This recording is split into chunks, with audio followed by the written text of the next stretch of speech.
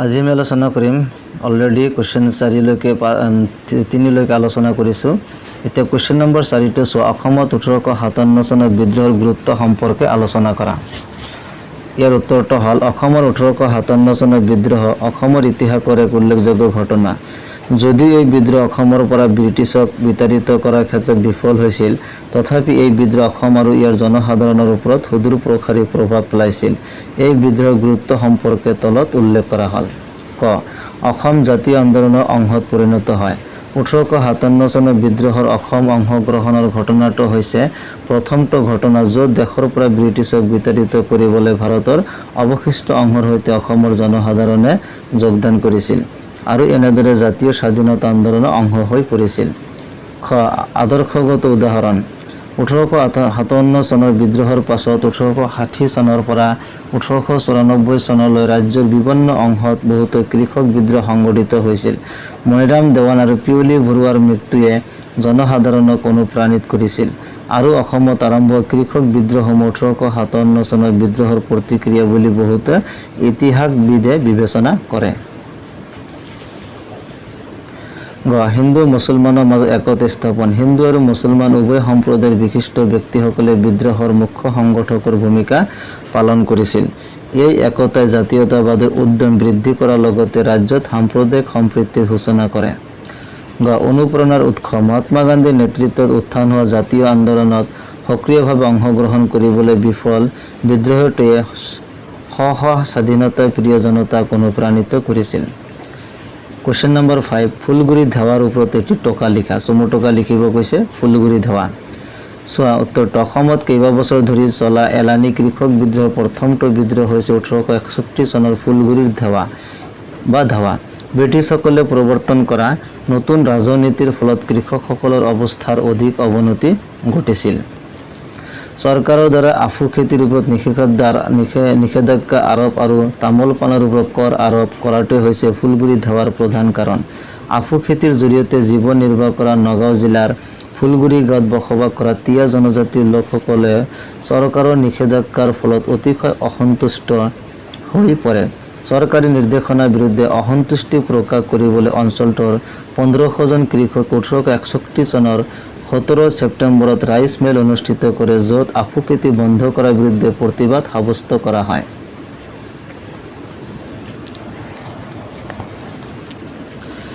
আফু খেতিৰ ওপৰত নিষেধাজ্ঞা প্ৰত্যাহাৰ আৰু তামোল পাণৰ ওপৰত কৰ আৰোপ প্ৰত্যাহাৰৰ অনুৰোধ জনাই উপায়ুক্ত হাৰ্বাৰ্ট স্কন্সৰ হাতত এখন আবেদন পত্ৰ দাখিল কৰে।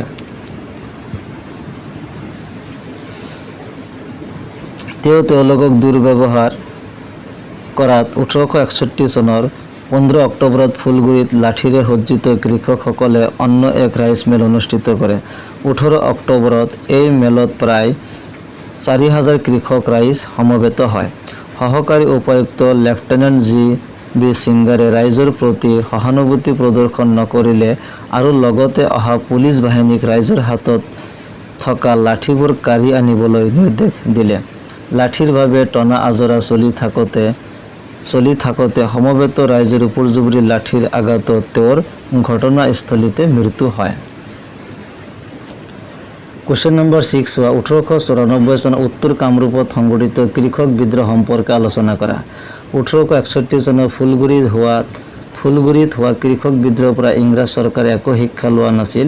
তাৰ পৰিৱৰ্তে কৃষকৰ ওপৰত খাজনা পৰিমাণ বৃদ্ধি কৰি গৈ থাকিল। 1892 চনত অসমৰ চিফ কমিছনাৰ ৱাৰ্ডে খাজনা হাৰ পূৰ্বতকৈ 100% বৃদ্ধি কৰাত কৃষকসকলৰ ধৈৰ্য হেৰাল। তাৰ পৰিণামস্বৰূপে 1893 চনৰ ডিচেম্বৰ মাহৰ পৰা অসমত এলানি কৃষক বিদ্ৰোহ আৰম্ভ হৈছিল। উত্তৰ কামৰূপৰ ৰঙিয়া, লছিমা কেইবাটাও অঞ্চলৰ লোকে খাজনা নিদিয়াৰ সিদ্ধান্ত লৈছিল। ৰাইচ মিল অনুষ্ঠিত কৰি ৰাইজে বিৰোধিতা সাব্যস্ত কৰিছিল আৰু যিসকল কৃষকে চৰকাৰক খাজনা আদায় দিছিল সেইসকলক সমাজচ্যুত কৰা হ'ব বুলি ঘোষণা কৰিছিল। ইয়াৰ লগে লগে কৃষকসকলে মাটি বন্ধকত লৈ কৃষকসকলক ধাৰ দিয়া মাৰোৱাৰী লোকৰ বিৰুদ্ধেও যুঁজ দিছিল। 1893 চনৰ 24 ডিচেম্বৰ দিনা ৰঙিয়া বজাৰ লুটপাতেৰে বিদ্ৰোহ আৰম্ভ হয়। 30 ডিচেম্বৰৰ ৰঙিয়া আৰু ওচৰৰ কৃষকসকলে অঞ্চলটোৰ তহচিলদাৰ ৰাধানাথ বৰুৱাক লঘু লাঞ্ছনা কৰে আৰু মাৰোৱাৰী মহাজনৰ হাতত থকা মাটিৰ বন্দকীৰ নথি লুটপাত কৰে। সেইদিনা চৰকাৰৰ হস্তক্ষেপত পৰিস্থিতি নিয়ন্ত্ৰিত হয়। কৃষকসকল সুসংগঠিত হৈ থকাৰ বাবে পুলিচ প্ৰশাসনে প্ৰথম অৱস্থাত কাকো গ্ৰেপ্তাৰ কৰিবলৈ সক্ষম হোৱা নাছিল। 1894 চনৰ 8 জানুৱাৰীত কৃষকসকলে নিজৰ অভাৱ অভিযোগ উপায়ুক্তক জনাবলৈ এখন ৰাইচ মিল অনুষ্ঠিত কৰিছিল। তাৰ পৰা 15 জন কৃষকে পুলিচে আটক কৰে। 10 জানুৱাৰীত পুনৰ অনুষ্ঠিত এখন ৰাইচ মিলত বিভিন্ন মৌজাৰ প্ৰায় 3000 কৃষক আহি সমবেত হৈ প্ৰতিবাদ সাব্যস্ত কৰে আৰু বন্দীসকলক মোকলাই দিবলৈ দাবী উপায়ুক্তক জনায়।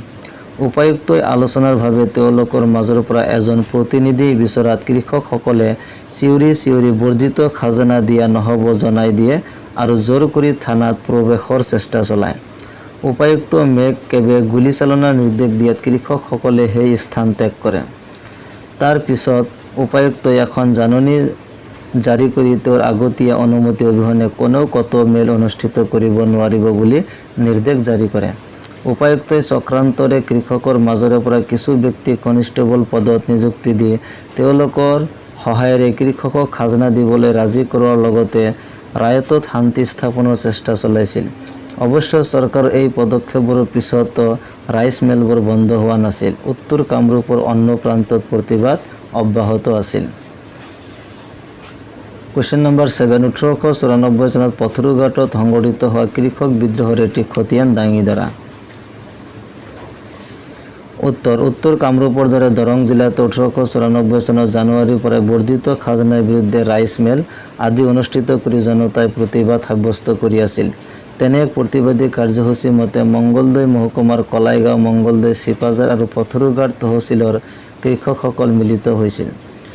নিজ নিজ অঞ্চলত ৰাইচ মিল অনুষ্ঠিত কৰাৰ পিছত পথৰুঘাটত জানুৱাৰী মাহৰ 26 তাৰিখৰ পৰা 28 তাৰিখলৈকে এখন 3দিনীয়া এক বৃহৎ ৰাইচ মিল আয়োজন কৰিলে। ৰাইচ মিলৰ খবৰ পাই মহকুমাধিপতিয়ে জিলাধিপতি JD এণ্ডাৰছনক সেই সম্পৰ্কে অৱগত কৰিলে। কৃষকৰ সমাৱেশ বন্ধ কৰিবলৈ জিলাধিপতিয়ে পুলিচ অধীক্ষকক JR ৱেৰিংটনৰ সৈতে পুলিচ আৰু সামৰিক বাহিনীলৈ পথৰুঘাটত উপস্থিত হয়। সমাৱেশস্থলী পৰিদৰ্শন কৰিবলৈ যোৱা ৱেৰিংটনক সমবেত 200 মান ৰাইজে আগুৰি ধৰে। কোনোমতে তেওঁ ৰাইজৰ ৰসৰ পৰা ওলাই আহি জিৰণি শিবিৰত আশ্ৰয় লৈ থকা জিলাধিপতিক ঘটনাৰ সবিশেষ জনায়।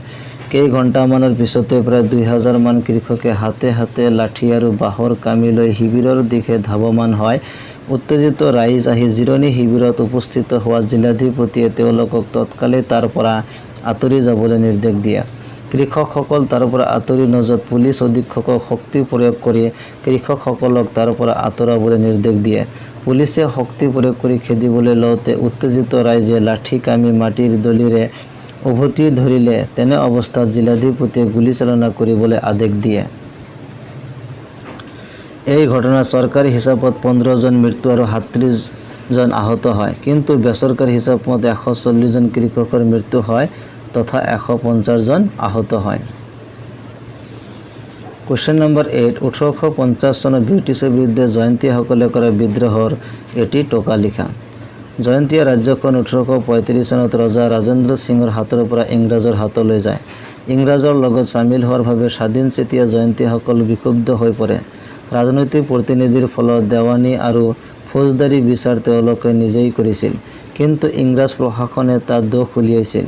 জনজাতি লোকসকলে মুকলিকৈ সাময়িকভাৱে মাছ ধৰা, খৰি খেৰ সংগ্ৰহ কৰা অঞ্চলসমূহত নিষেধাজ্ঞা আৰোপ কৰি ব্ৰিটিছে ৰাজহ সংগ্ৰহৰ বাট মোকলায়। তাৰোপৰি তেওঁলোকৰ ওপৰত কৰ্তৃত্ব জাৰি কৰিবলৈ ব্ৰিটিছে আয়কৰ ঘৰ কৰ বহুৱাইছিল। ধৰ্মীয় আৰু পৰম্পৰাগত অনুষ্ঠান আৰু সামাজিক জীৱনত হস্তক্ষেপ পূৰ্বৰে পৰা ব্যৱহাৰ কৰি অস্ত্ৰ-শস্ত্ৰৰ ওপৰত নিষেধাজ্ঞা আৰু অনুশাসনে জয়ন্তীয়াসকলক ইংৰাজ বিৰোধী কৰি তুলিছিল। প্ৰথমে ব্ৰিটিছে ঘৰ কৰ প্ৰৱৰ্তন কৰা সময়ত জোৱাইৰ তহচিলদাৰজনক আঁতৰাই থৈ জয়ন্তীয়াসকলে বিদ্ৰোহৰ সূচনা কৰে। লগে লগে জয়ন্তীপুৰ, মূলাঘোল, জাফলং, চেৰা আদিতো বিদ্ৰোহ সূত্ৰপাত হয়। 1861 চনত উকিয়াং নবাবৰ নেতৃত্বত জয়ন্তীয়ে ব্ৰিটিছৰ বিৰুদ্ধে সজোৰে বিদ্ৰোহ ঘোষণা কৰে। 1862 চনৰ 17 জানুৱাৰীত জয়ন্তীয়াসকলে জোৱাইত থকা ব্ৰিটিছ ছাউনি আক্ৰমণ কৰে আৰু জোৱাই চেৰাপুঞ্জী জয়ন্তীপুৰ পথ দুটা অৱৰোধ কৰে। জয়ন্তীয়াসকলক নিয়ন্ত্ৰণৰ বাবে ইংৰাজ চৰকাৰে প্ৰেৰণ কৰা বিশেষ সৈন্য বাহিনী প্ৰজাৰ ওপৰত অমানসিক অত্যাচাৰ চলাইছিল।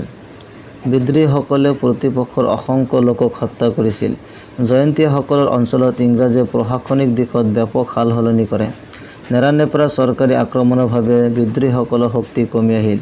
অৱশেষত বিদ্ৰোহৰ নেতা উকিয়াং নবা ইংৰাজৰ হাতত ধৰা পৰে আৰু বহু লোকৰ উপস্থিতিত ব্ৰিটিছে তেওঁক ফাঁচী কাঠত ওলমায়। পৰৱৰ্তী সময়ত বহু বিদ্ৰোহী স্বইচ্ছাই ব্ৰিটিছৰ ওচৰত আত্মসমৰ্পণ কৰে। 1863 চনৰ ভিতৰত জয়ন্তীয়া বিদ্ৰোহৰ অৱসান ঘটে। কুৱেশ্যন নম্বৰ 9, 1891 চনত মণিপুৰত টিকেন্দ্ৰজিতৰ নেতৃত্বত ব্ৰিটিছৰ বিৰুদ্ধে হোৱা বিদ্ৰোহৰ বিষয়ে লিখা। উত্তৰ: 1890 চনত সিংহাসন লাভৰ বাবে মণিপুৰৰ ৰাজ পৰিয়ালত এক গৃহ কন্দলৰ সূচনা হয়। তেতিয়াৰ অসমৰ চিফ কমিছনাৰে সেই কন্দলত অনাহকত হস্তক্ষেপ কৰে। 1890 চনৰ 21 ছেপ্টেম্বৰত যুৱৰাজ কুলচন্দ্ৰই মহাৰাজ সুৰচন্দ্ৰক সিংহাসনচ্যুত কৰি নিজে ৰজা হয়। সুৰচন্দ্ৰই ইংৰাজৰ ওচৰত সহায় বিচাৰিছিল যদিও ইংৰাজে কুলচন্দ্ৰকহে ৰজা হিচাপে স্বীকৃতি দিয়ে। সেই সময়তে তলে তলে সংগ্ৰাম চলাই থকা বিদ্ৰোহৰ মূল নেতা টিকেন্দ্ৰজিতক দেশান্তৰিত কৰিবলৈ ইংৰাজে ৰজা কুলচন্দ্ৰৰ ওপৰত হেঁচা প্ৰয়োগ কৰে। কিন্তু দেশৰ স্বাধীনতাৰ বাবে সংগ্ৰাম চলোৱা টিকেন্দ্ৰজিতক ইংৰাজৰ কথামতে দেশান্তৰিত কৰা কুলচন্দ্ৰৰ পক্ষে সম্ভৱ নহৈছিল। সেয়েহে অসমৰ চিফ কমিছনাৰ J.W. কুইণ্টন আৰু 4জন বিষয়াই তেওঁক ধৰিবলৈ যোৱাত স্বাধীনতা প্ৰয়াসী মণিপুৰীসকলে আটাইকেইজনকে হত্যা কৰে। এই ঘটনাৰ প্ৰতিশোধ ল'বলৈ এটা ডাঙৰ সৈন্যবাহিনীৰ দল মণিপুৰলৈ ৰাওনা হয় আৰু তাত বীৰ টিকেন্দ্ৰজিতক আটক কৰিবলৈ সক্ষম হয়। ব্ৰিটিছ শাসনৰ বিৰোধিতা বিষয়াক হত্যা কৰাৰ অপৰাধত টিকেন্দ্ৰজিতক ফাঁচি দিয়া হয় আৰু ৰজা কুলচন্দ্ৰক নিৰ্বাসন দণ্ড দিয়া হয়। এই ঘটনাৰ পিছত ইংৰাজে নাবালক কোঁৱৰ সুৰচন্দ্ৰক ৰজা হিচাপে ঘোষণা কৰে আৰু ইংৰাজ চৰকাৰৰ প্ৰতিনিধি এজনে ৰজা হৈ মণিপুৰৰ প্ৰশাসনিক কাম-কাজ পৰিচালনা কৰিবলৈ লয়।